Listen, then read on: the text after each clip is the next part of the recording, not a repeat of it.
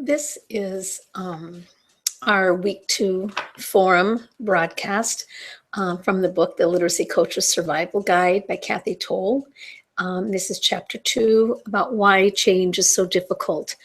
I'm sure you may be wondering why we have talked about change so often, both in our last course and in this one. And I think it's because it is really a key foundational piece that as a literacy coach, as a reading specialist, whatever role you're in, you've got to understand if you want to be successful in helping your teachers. The chapter attempts to answer these questions. How can I understand teachers who seem to resist change? How does a literacy coach act as a change agent? Why is it so painful? Why can't we look at a school that's changed successfully and just copy it? And this chapter just talks about some of the myths about change.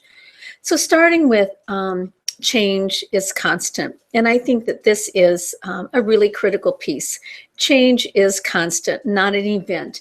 And oftentimes when I would find teachers were frustrated with change, it would be because they thought, okay, you asked us to do this and we did it. Now can we be done? And understanding that there really is not a beginning and an ending to change, that it's going to be ongoing, and making that really clear. It goes on to talk about how frustrating it is, if a teacher thinks, okay, if I do this, then I'm good and I can stop, only to find out, no, now there's another piece and another piece. And so making that very clear that it's constant. The third bullet, the literacy coach influences and advocates for change. It's ongoing. You have a role in directing that change, in focusing the change, supporting that change. So while the change is actually not you doing it, it also is the opportunity for you to be an advocate in a role for that. Individuals change at their own rate. I have said this to you many times before in different examples, and I will say it again. This is so, so true.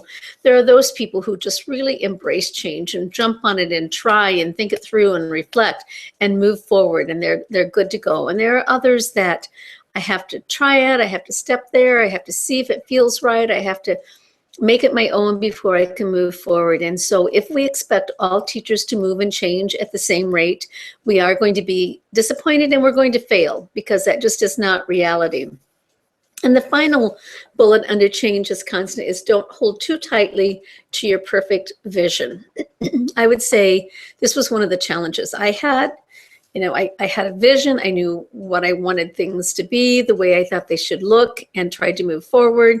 And sometimes when it didn't quite fall into that, I would feel either disappointed, frustrated, like I had failed. But I kind of look at this the same way when you think about that teacher who, especially with young children, they're going to do an art project and the teacher creates a sample and puts it up on the board. And so every child tries to duplicate what they see on the board and create the same kind of thing. And so, it's all the same. Well, no, what you want is to give them ideas and the tools and allow their own creativity and individuality to come through.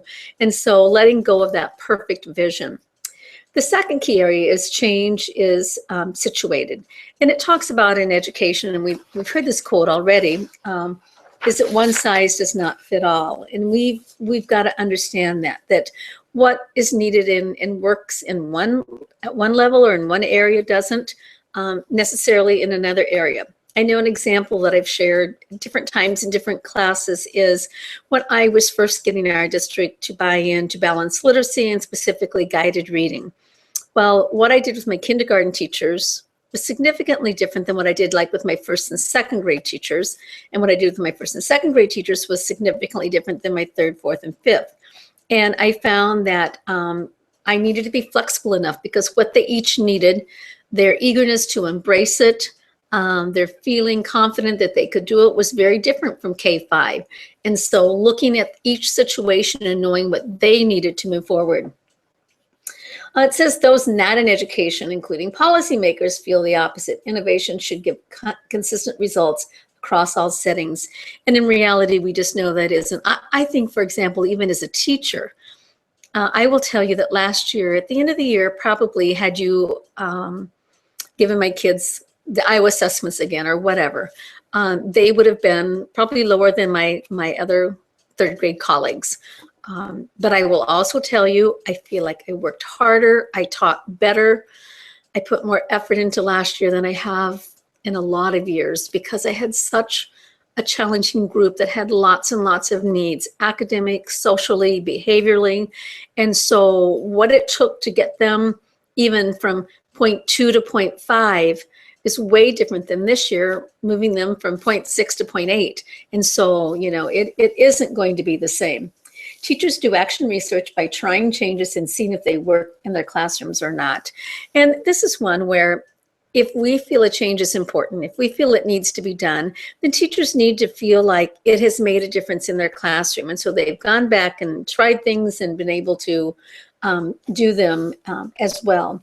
And then we need to adjust things over time to continue to be successful. If we always do what we've always done, pretty soon it gets kind of old or maybe outdated, or we just need to look at things and be willing to step up the ante. The next one says that change occurs when one is safe or traumatized. I think, like, when you just read that heading, I just envision, oh my gosh, a teacher being traumatized. That's not what we want. But I loved the example the author gave is that she wanted to do a bike ride from St. Paul, Minnesota, to, I think, Chicago, and it was for AIDS, an AIDS fundraiser. And she was new to biking, and so she got on to a chat room or, a blog, something with a group of other writers.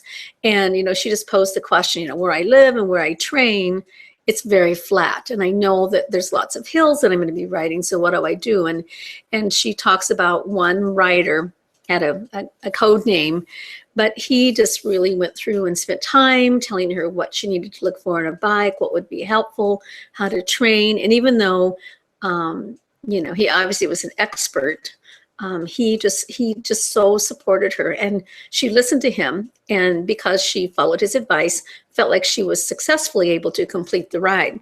When she went back and looked at the ratings or the scores or whatever for every day, this person came in first every day to the next leg of the race. So obviously very good. So even though he was an expert, his support. On the other hand, when she talked about the traumatized, as she was training, she one day was riding out on a country road or a county road, and a huge dog came after her and tried to bite at her leg and stuff. And, she was so traumatized by that after that, as a result, she never rode without like a can of pepper spray or something with her that she could protect herself. Of course, you want that positive experience with the safe environment, not the traumatized, but that can be what it can be in schools. It says we experience change as part of a supportive relationship or as a result of trauma. And I've worked with principals. I've seen principals that go in and are so demanding and have such high stakes that teachers are traumatized, and they're doing it out of fear and not because they understand or want to try the initiative. That's not beneficial. Traditional supervisory methods such as goal setting, observation checklists, lesson plan monitoring, and using improvement plans are often ineffective. Again, that feels like I gotcha rather than I'm here to support you. Trauma may bring about change, but it's at a high price, and it's not one that's going to be lasting or positive. And finally, significant change requires a safe, supportive environment. I think we kind of know what that feels like and looks like as educators. Finally, changing change. These ideas are different from what others have heard for years about change. Bring these up when colleagues have time to really think about them. So all the things that we've talked about up to now, that's what they're referring to, is thinking about there's no beginning and end, that it can be safer, it can be traumatic, that it's ongoing, that it's one size does not fit all. Discuss with your principal. They may have different ideas about change. Discussing differences will let you work together in a respectful way, and just making sure you know what their thoughts are and what they expect from you, and what you may be experiencing. Talks about writing reflections may be helpful, and in this section of the book, it talked about just having teachers reflect on when they have experienced change, and we have change all the time in our life. Maybe single, getting married, getting divorced, death of a loved one, having children leaving home as they graduate. It may be in your financial circumstances, something has changed. I mean, we are experiencing change all the time, and writing about, what part or what role did you have in it? Was it a positive or negative? Just looking at things differently. It says influencing change is difficult. Do so cautiously and try not to do it alone. Bring others into the conversation. It should not be, as a literacy coach, your job to create the change. The change should be a joint effort. You may be leading it and you may be guiding a lot of it, but it's not up to you. So just in conclusion, we do have the ability to make change, and we just want to make sure that that change is a positive one. Thanks.